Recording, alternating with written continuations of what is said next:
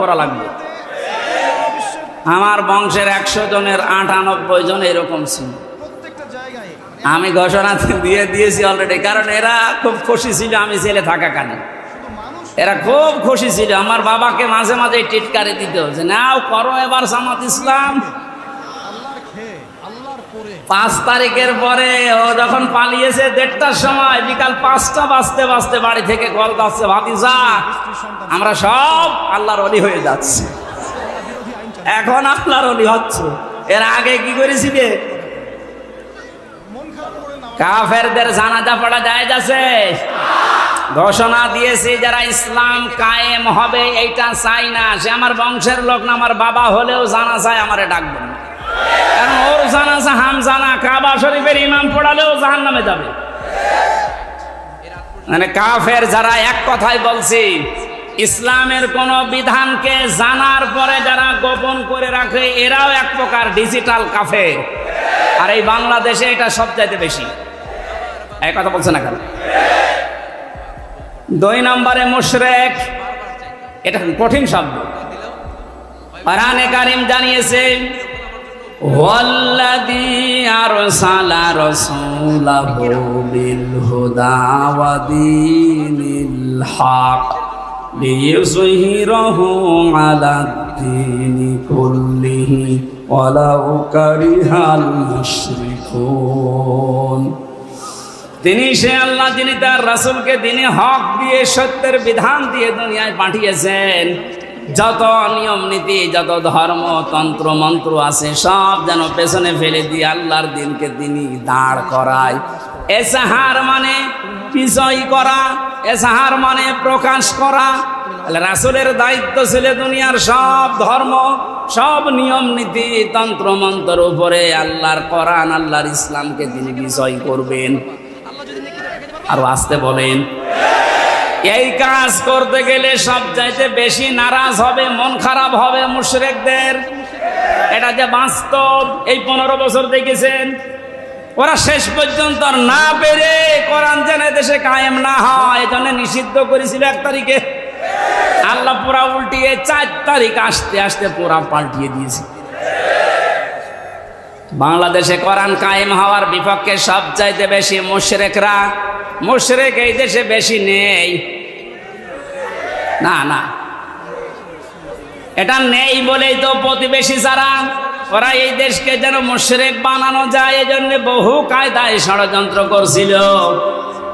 মাদ্রাসায় ইসলাম শিক্ষা পড়াচ্ছে হিন্দু। আপনি চিন্তা করেছেন কোথায় নেমেছে? জাতিকে একটা মুশরিক জাতি বানানোর জন্য পাকাপোক্ত নিয়ম চালু করে দিয়েছিল। এভাবে যদি 10টা বছর চলতো, এ পুরা বাংলাদেশ পাল্টিয়ে আমরা মুসলমান শুধু নামে থাকতাম, কামে মুশরিক হয়ে যেতাম। জাতিকে শিরিক করানোর জন্য কত পায়তারা, কত প্রকল্প হাতে নিয়েছে।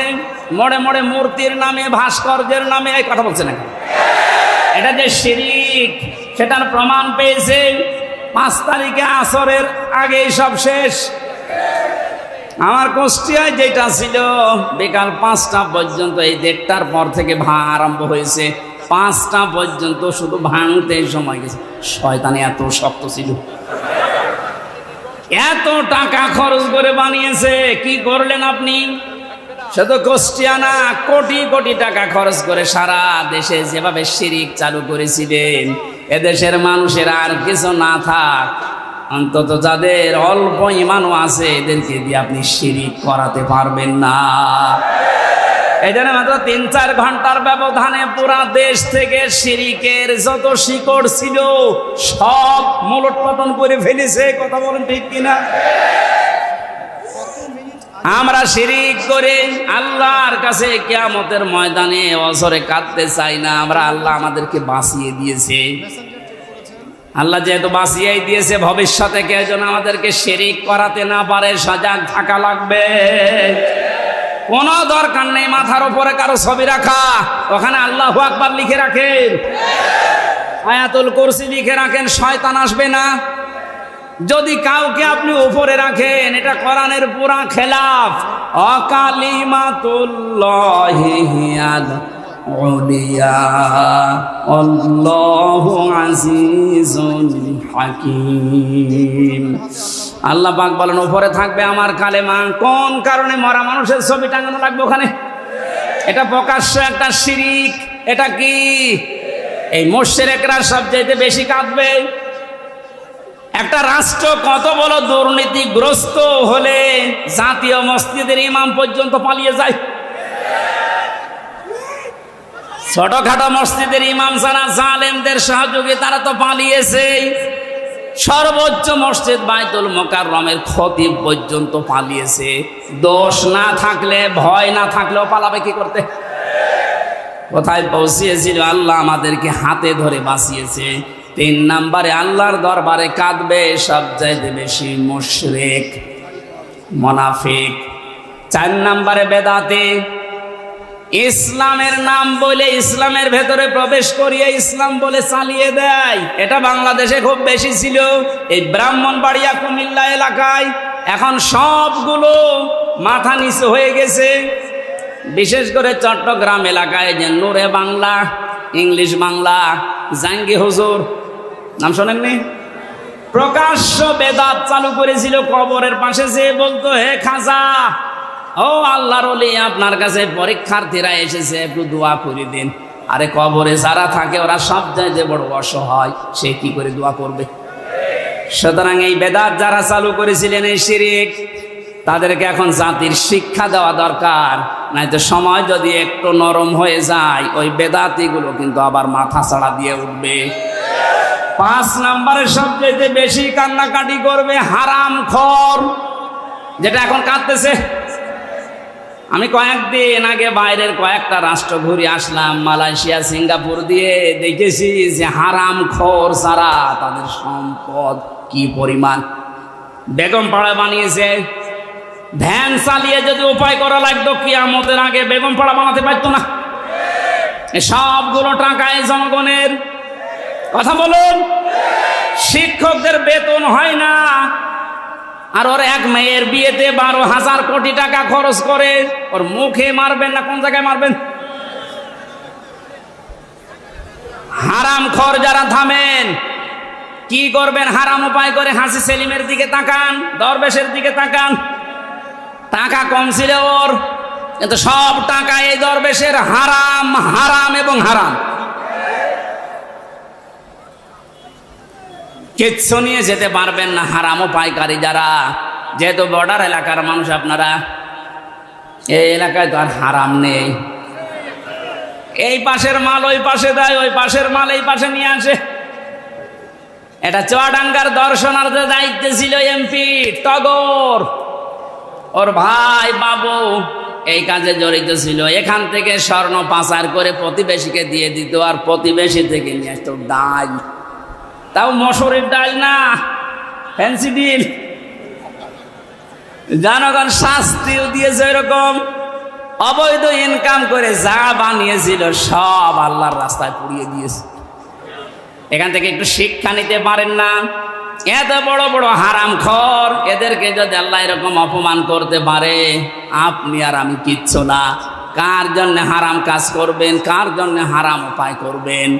ফামান সুহজিহা আনিন নার ওয়া উদখিলাল জান্নাতা ফাকাদ ফাজ। আল্লাহ পাক বলেন, এই পৃথিবীর ময়দানে আসল হার জিত না, আসল হার জিতের জায়গা হচ্ছে ময়দানে মাহশার, আখিরাতের ময়দান। এখানে আমি আল্লাহ যাকে জাহান্নাম থেকে মুক্ত করে জান্নাত বলে ঘোষণা দেব, এই লোকটার জীবন সফল। এই চিন্তাধারা যাদের ছিল, তাদের সাথে কয়েকজনকে পেয়েছিলাম জেলখানায়।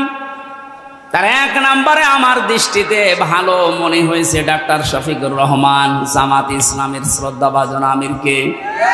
তো মুরব্বী মানুষ, এর যে ইবাদত, এর যে ঈমান, এর যে তাওয়াক্কুল, আল্লাহর প্রতি ভরসা কোন পর্যায়ের, এ মাথায় ধরবে না। একটা সেজদায় 45 মিনিট, 1 ঘন্টা, 1.5 ঘন্টা, 2 ঘন্টা একটা সেজদায় কাটিয়ে দিবে। 65 বছর বয়স। অথচ আমার মতো 32 বছর যুবক মানুষ 12 রাকাত নামাজ পড়তে মাত্র 1 ঘন্টা লাগে। তাও তো হাফেজ। উনি হাফেজ না, শুধু কয়েকটা সূরা তেলাওয়াত করে সেজদা দিত। এক সেজদায় 1-1.5 ঘন্টা 2 ঘন্টায় পুড়ে অঝরে কাঁদত। মাঝে মাঝে বলতো, হামজা আল্লাহ আমাকে যদি মাফ করে দেয় এইটাই আমার জীবনের আসল সফলতা। তারা ইখলাস দেখে আজ দলে দলে পালে পালে মানুষ ইসলামের দিকে ঝুঁকতেছে। কথা বলেন না কেন? কোরআনে কারীম জানিয়েছে, ওয়ারাইতান নাসা ইয়াদখুলুনা ফি দীনিল্লাহি আফওয়াজা। হে নবী, আপনি দেখতে পাবেন দলে দলে পালে পালে মানুষ ইসলামে প্রবেশ করছে। সেই দৃশ্য যেহেতু আমরা বাংলাদেশে এখন দেখতে পাচ্ছি। আগস্টের 5 তারিখের আগের জরিপ পেয়েছিলাম, এদেশে ইসলাম কায়েম হোক, এটা চাইতো 100 জনের মাত্র 20 জন। এই যে এখন আজকে 4 তারিখ, কালকের জরিপ পেয়েছি, এই দেশে এখন 100 জনের 35 জন মানুষ চাচ্ছে যে ইসলাম কায়েম হোক। আর কিছুদিন যেতে দেন এভাবে, যদি 51% মানুষ চায় যে দেশে ইসলাম কায়েম হোক, তখন আর কেউ বাধা দিয়ে আটকাতে পারবে না। এটা আমরা দেখতে চাই কিনা? এই চুপ করেন।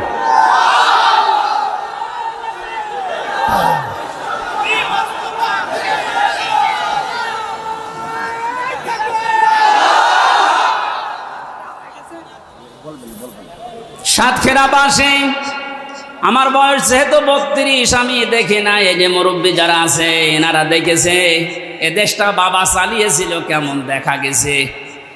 কথা বলছে না কেন? বাবার সময় অনেকে দুর্ভিক্ষে পড়েছিল না?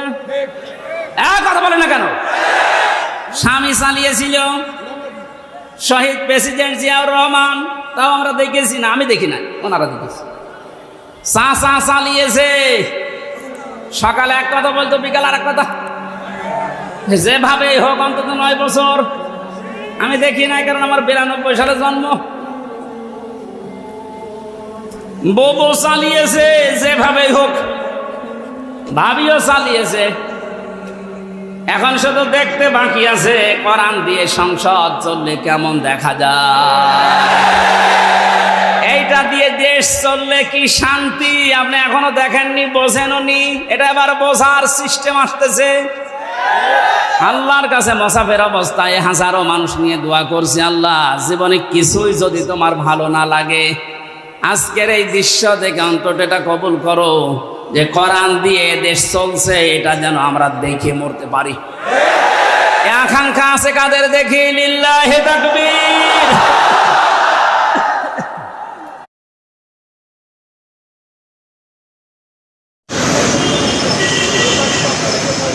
রাষ্ট্রকাঠামোর সংস্কার প্রশ্নে বিভিন্ন রাজনৈতিক দলের সঙ্গে সংলাপ করছেন অন্তর্বর্তী সরকারের প্রধান উপদেষ্টা ডক্টর মোহাম্মদ ইউনূস, যার ধারাবাহিকতায় শনিবার বিকেলে রাষ্ট্রীয় অতিথি ভবন যমুনায় আসে বেশ কয়েকটি রাজনৈতিক দল।